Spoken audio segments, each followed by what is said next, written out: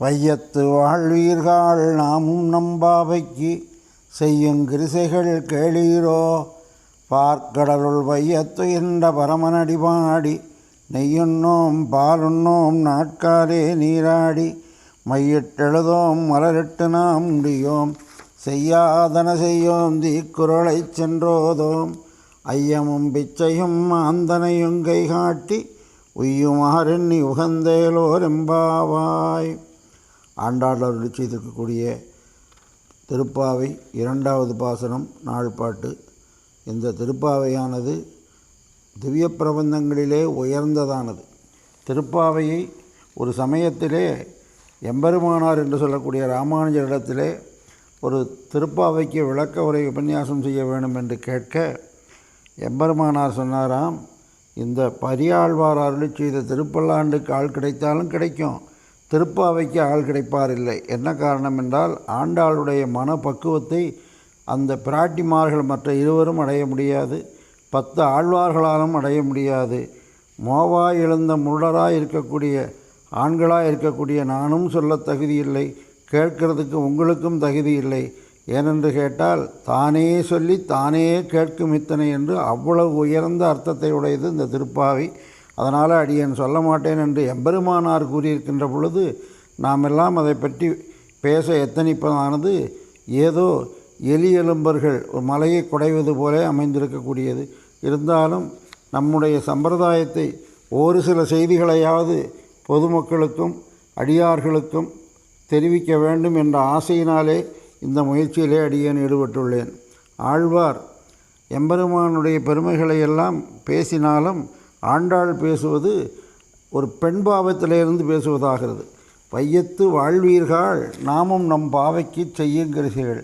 ஒரு கிணறு வெட்டி இருக்க அந்த கிணத்திலே நீரெடுத்து வாழ்ந்து போவதற்கு அதிலே விழுந்து மாண்டு போவார்களைப் போல் அல்லாமல் இந்த உலகத்திலே வாழக்கூடியவர்களாக இருக்கக்கூடியவர்கள் வாழ்வீர்கள்.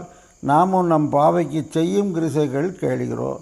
இந்த பாவை நோன்பு என்று சொல்லக்கூடிய இந்த விரதத்திற்கு செய்ய வேண்டியன என்ன, செய்ய வேண்டாதது என்ன என்பதை அருளி செய்கின்றார். ஒரு விரதம் என்று சொன்னாலே அதில் குறிப்பிட்டவற்றை செய்யலாம், சிலதை செய்யக்கூடாது என்பார்கள்.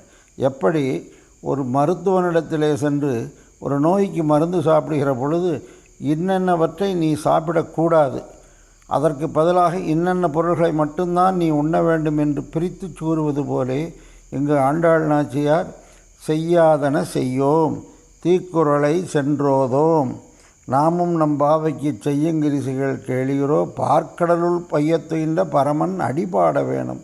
முக்கியமான நோன்பு என்ன என்று சொன்னால் அவனுடைய திருவடியை அவனுடைய புகழை பாட வேண்டும். ஏகாதசி விரதம் என்று இருப்பார்கள். அன்று இரவு முழுதும் வைகுண்ட ஏகாதசி, அன்று இரவு முழுதும் முழித்து கொண்டிருப்பது என்பது மட்டுமே ஒரு காரணமாக வைத்து கொண்டிருந்தால் அதில் பிரயோஜனமில்லை. முழித்து கொண்டும் இருக்க வேணும். அந்த பையத்துகின்ற பரமனுடைய அடியையும் நாம் பாட வேணும். அடிபாடினோம் என்று சொன்னால் எம்பெருமானுடைய அடியை பாட நம்முடைய பிடியானது சம்சாரத்திலிருந்து விலகுமாகினாலே அடிபாடி நெய் உண்ணோம் பால் உண்ணோம். சேர்க்கப்படாதது நெய் பால் சேர்க்க வேண்டாம். நெய் உண்ணோம் பால் உண்ணோம் நாட்காலையே நீராடி அதிகாலையில் நீராடி மையிட்டெழுதோம் கண்ணுக்கு மையிட மாட்டோம். மையிட்டெழுதோம் மலரிட்டு நாமுடியோம் செய்யாதன செய்யோம் தீக்குறளை சென்றோதோம். செய்யாதன செய்யோம் என்பது மேலையார் செய்வனகள் வேண்டுவன கேட்டியேல் என்று அருளி செய்கின்றார். பின்னாடி என்ன செய்யாதன செய்யோம்? வேதத்தில் சொல்லியுள்ளதை செய்யாத செய்வோமா, இல்லை வேதத்தில் கூறாததை செய்து விடுவோமான்னா ரெண்டும் கிடையாது. மேலையார்கள் முன்னோர்கள் எந்த அளவுக்கு செய்தார்களோ அந்த அளவுக்கு மட்டும் செய்வோம். முன்னோர்கள் செய்யாதவற்றை நாம் செய்ய மாட்டோம் என்று இந்த விரதத்தினுடைய முக்கியமானதே நம்முடைய முன்னோர்களாக இருக்கக்கூடிய பூர்வாச்சாரியர்கள் அல்லது ஆழ்வார்கள். அப்பேற்பட்ட ஆழ்வார்கள் என்ன சொன்னார்களோ அதையே நாம் பேசும் ஏககண்டர்கள் ஆகினாலே அதைத்தான் நாங்கள் கடைப்பிடிப்போமே தவிர தன்னெஞ்சில் தோற்றினதை சொல்லி இது சுத்த உபதேசபரம் என்று சொல்லக்கூடிய மூர்க்கராக நாங்கள் இருக்க மாட்டோம் என்பதனாலே செய்யாதன செய்யோம் தீக்குறளை சென்றோதோம். தீக்குறள் என்று திருக்குறளை அல்ல, தீமை பயத்தலாய் இருக்கக்கூடிய குறளை என்னும் சொல்லக்கூடிய கோட்சொல்லுதல். கோட்சொல்லுதல் என்பது மகா பாபம். எப்பேற்பட்டது என்று சொன்னால், திருவடியானவர் அந்த பிராட்டியினிடத்திலே சென்று அவரிடத்திலே எல்லோரும் குற்றம் செய்திருக்கின்றார்கள், அதை நீ கணிசியாது என்று அருள் செய்யும் பொழுது பிராட்டியானவள் சொல்கிறாள், நான் செய்த குற்றமானது எம்பெருமானை பிரிவதற்கு ஒரு மானை கேட்டது. அதே மாதிரி சக்கரவர்த்தி திருமகன் செய்தது அடியனுடைய பேச்சை கேட்டு மாண்பின் போனது. நீ செய்த குற்றம் நாம் எம்பெருமானுடைய குறையையும் என்னுடைய குற்றத்தையும் சொல்ல நீ கேட்டுக்கொண்டிருந்தாயோ, அதுவே மாபெரும் குற்றமாக சொல்லக்கூடியதாகினாலே தீக்குறளை என்று சொல்லக்கூடிய பிறரை பற்றிய புரணி அல்லது குற்றங்களை பேசுவது மகா அபச்சாரம் என்பதனாலே தீக்குறளை சென்று ஓதோம். ஐயமும் பிச்சையும் ஆந்தனையும் கைகாட்டி அடியார்களுக்கு என்ன இடுவோம் என்பதை கொடுக்கக்கூடியதை பார்க்கின்ற பொழுது அதற்கு சந்தேகத்தோடு இதை கொடுக்கலாமோ, ஐயோ அவர்களுக்கு என்ன தீங்கு தேவையோ அதை விட்டு நாம் எதையோ செய்ய கொடுக்குறோமே என்று சொல்லி நினைக்காமல் அவர்கள் ஏற்றுக்கொள்வார்களோ இல்லையோ என்று சொல்லி தான் பயந்து கொண்டே செய்யக்கூடியது. ஐயமும் பிச்சையும் ஆந்தனையும் கைகாட்டி, தன்னை விட வறியவர்களுக்கு கொடுப்பது பிச்சை, தன்னை விட உயர்ந்தவர்களுக்கு கொடுப்பது ஐயம். இது ரெண்டையும் ஆந்தனை எவ்வளவு முடியுமோ ஆந்தனையும் கைகாட்டி உய்யுமார் எண்ணி உகந்தேலோர் எம்பாவா என்று அருள் செய்கின்றார். உய்யும் ஆறாய் இருக்கக்கூடியது எது என்று சொன்னால், அந்த எம்பெருமானுடைய திருக்குணங்களை எல்லாம் அருளி செய்திருக்கக்கூடிய நம்முடைய எம்பெருமானார் ஒரு சந்தர்ப்பத்திலே காஞ்சிபுரத்திலே திருக்கட்சி நம்பிகளிடத்திலே அடியனுக்கு ஒரு 6 விதமான சந்தேகம் ஏற்பட்டுள்ளது, இந்த சந்தேகத்துக்கு நீர்தான் விடை ஏற்று தர வேணும் என்று சொல்ல, நான் எம்பெருமானிடத்திலே தினசரி அவர் 6 வார்த்தைகள் பேசக்கூடியவர். கலியும் கெடும் கண்டுகொண்மின் என்று சொல்லி கலியுகத்திலே அர்ச்சாவதார எம்பெருமான் வாய் திறந்து பேசின ஒரு பெருமையுடைய இடம் அந்த காஞ்சி வரதராஜ பெருமாள். திருக்கட்சி நம்பிகள் வைசிய குலத்திலே பிறந்தவர். எம்பெருமானுக்கு தினசரி ஆலவட்ட கைங்கரியம் செய்வதற்காக பூவிருந்த வழியிலிருந்து சென்று புஷ்ப கைங்கரியம் செய்து ஆலவட்ட கைங்கரியம் செய்து அன்று இரவு முழுவதும் எம்பெருமானுக்கு ஆலவட்டம் செய்து அந்த நேரங்களே வார்த்தையாடுவாராம்.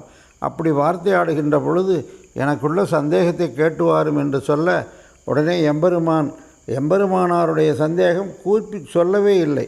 ஆனால் அவர் நினைத்தவுடனே அதை போய் கேட்கின்றார். திருக்கட்சி நம்பிகளுடைய அந்த 6 வார்த்தையானது நாராயணனே பரத்வம், ஜீவாத்மா பரமாத்மா பேதமுடையது, பிரபக்தியே பரிக்கிரகாயம், பெரிய நம்பிகளிடம் ஆசிரிப்பது, தேகவசானத்திலே மூர்த்தி, அந்திம ஸ்மிருதி அவசியமில்லை என்ற இந்த 6 வாக்கியங்களையும் எம்பெருமான் அந்த திருக்கட்சி நம்பிகை மூலம் எம்பெருமானுக்கு சொன்னார். இதுதான் இந்த ஜீவாத்மாக்கள் உய்யும் 6 ஆகினாலே ஒரு ஆத்மா உய்ய வேணும் என்று சொன்னால் அதற்கு ஒரே வழி ஆச்சாரியனை முன்னிட்டு எம்பெருமானிடத்திலே சேர வேண்டும். இதை ஆண்டாள் நாச்சியார் நமக்கு செய்ய வேண்டியதையெல்லாம் எதை எதை செய்யலாம் எது எது செய்யக்கூடாது என்பதை அற்புதமாக சாதித்துள்ளார்கள். அந்த திருப்பாவையானது நமக்கு வாழும் நெறியை காட்டக்கூடியது. நம்முடைய முன்னோர்கள் நமக்கு காட்டிய வழியானது திருப்பாவையிலேயே அத்தனை அர்த்தங்களையும் பொதித்து வைத்துள்ளார்கள்.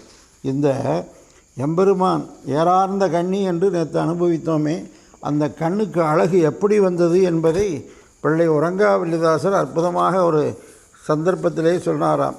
என்னென்று கேட்டால், யசோதையாக இருக்கக்கூடிய ஏறார்ந்த கண்ணி யசோதை இளஞ்சிங்கம்.